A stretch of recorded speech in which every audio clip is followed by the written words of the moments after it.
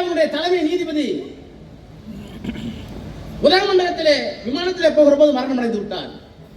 அவருடைய உடல் அங்கே வைக்கப்பட்டிருக்கிறது. ராணுவ அமைச்சர் போனாரா? பிரதமர் போனாரா? முதலமைச்சர் போனார். மோடி அடுத்த நாள் பேசுகிறார். தலைமை அமைச்சருடைய ராணுவ தளபதியினுடைய உடல் விமானத்தில் சென்ற போது தமிழ்நாட்டில் இருந்த மக்கள் எல்லாம் எழுந்து வணங்கினார்கள். என்ன காரணம்? தமிழ்நாடு பேசுகிறோம், திராவிடம் பேசுகிறோம், எங்களுடைய தனித்த அடையாளத்தை பேசுகிறோம்.